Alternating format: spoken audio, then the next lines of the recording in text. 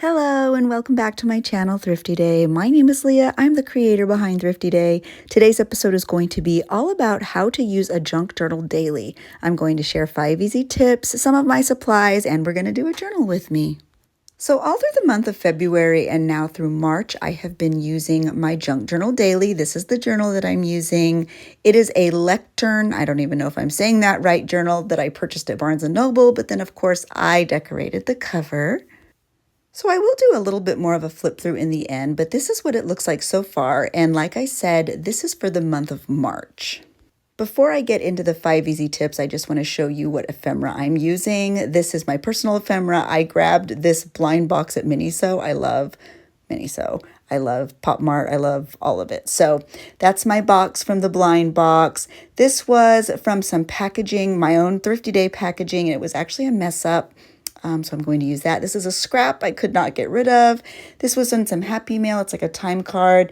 This was also in some Happy Mail, these really cute little Disney vintage cards. Thank you, Melissa. She got those for me. And then my Miniso bag is right on the bottom. So now that I've shown you my personal ephemera that I plan on using, that leads us right into my first tip. And my first tip is to challenge yourself to only use what you have, whether that's Happy Mail, or junk or scraps or whatever you have in your workspace or wherever you are sitting down to journal. I challenge you to only use that. That way you don't feel pressured to go out and buy things and use things. You can actually just use what you have. And I am going to go ahead and start with the Miniso bag. And I'm going to show you a couple of my favorite adhesives. I did just show you. One is that blue AdTech tape runner. You can find it on Amazon. They come in a box of 4. And the other one was Tombow Mono in the form of a glue stick. You can also find that on Amazon. I like the bigger, thicker sticks, and they come in a set of 2. And the most economical place I have found to purchase those are both on Amazon. So in every layout, usually the first thing I do is use the largest pieces of ephemera first.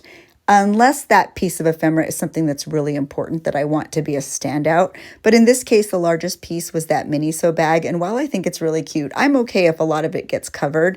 For me, I just like that it was bright and red, and I think it will be a really nice background. And I don't want it to go in the trash. It's really cute, tells a story. I loved buying those surprise boxes for myself and my daughter, and so it's a nice little memory. I also opened it on a live over on Patreon, and it was really fun. So it's a great little memory. And there I am using that AdTech tape runner.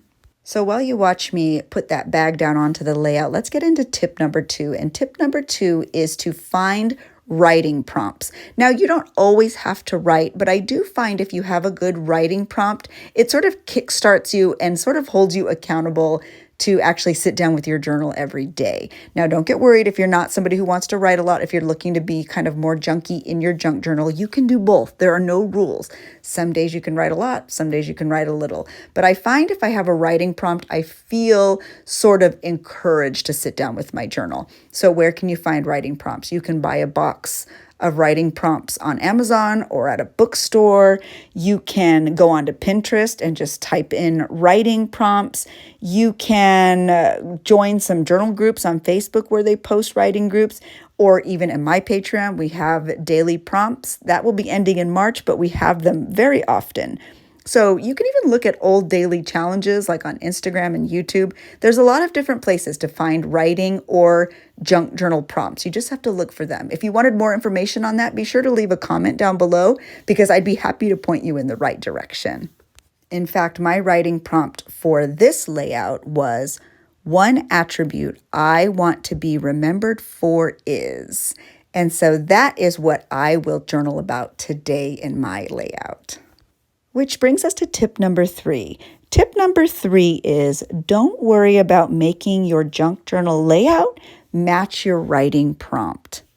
I find sometimes if you are trying to be too matchy-matchy, you start to get very hung up and overthink what your layout should look like.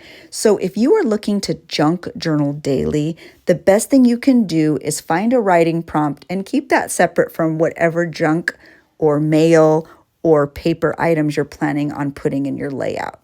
My plan is to just be creative with what I have and then add my writing on the side. They aren't really going to match or be cohesive, and I'm okay with that.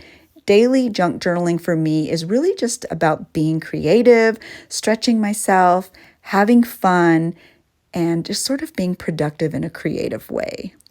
For me, the best way to junk journal daily is to have a nice balance of what would be considered actual trash or junk, and then I sort of mix that with mail from pen pal swaps or Patreons that I'm a part of. Like these 3 little vintage Disney cards are definitely not junk. They came in some happy mail from my friend Melissa, and I have been so excited to use them on a layout. But I am going to balance that with using some trash. You know, a lot of people don't save their blind box packaging, and I'm not going to save the whole thing. I'm actually just going to cut the cute panda out and perhaps glue that on the inside cover here. Although as I look at the box, I might even save the other side to put into my junk planner, but that's a whole different video. For this layout, we're just gonna sort of cut the little panda out and stick him right onto the layout. So I find when you have a nice balance of junk and other, you end up being much more satisfied with your layout. And if you are enjoying this video, would you be so kind as to hit the like button? That would mean so much to me. If you are new, be sure to say hi so that we can connect. If you are looking for additional content, I do have a Patreon, and I also go live here on YouTube every Tuesday for Journal Talk Tuesday, and that is at 9:30 a.m. Pacific Standard Time. I am looking to do some evening Journal Talk Tuesday episodes as well. I don't have that scheduled just yet, but be on the lookout because that will be happening very soon. I have to add this cute little teddy bear scrap. This is actually from, I believe, a journal I made. I'm not even sure, but I just couldn't throw it in the trash. I know it's just a teddy bear head, but I don't know. My brain works that way. It just couldn't go in the trash. And to be honest, I sort of love it here. And there's some of my willy-nilly staples. I literally kept them on purposefully. This was a bit of packaging that it ripped, I think, so I ended up not using it for one of my actual orders, but I still saved it because I printed it, and I'm just gonna stick it right there into the layout. And for this layout, like I said before, I am only using very basic supplies. So I'm using that AdTech tape runner and the Tombow Mono glue stick. I started using the AdTech tape runner for these vintage cards, and it wasn't working great. The tape runners don't always work great on vintage paper, so that is when I sort of transitioned over to the glue stick, and that worked great. And as you can see, I'm just sort of haphazardly gluing them right down onto the page. And at this point during the layout, I wasn't even sure where I was going to write.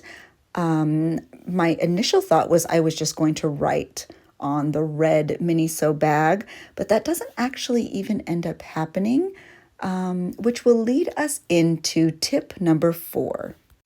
And tip number 4 for how to junk journal daily is don't feel pressured to write a ton.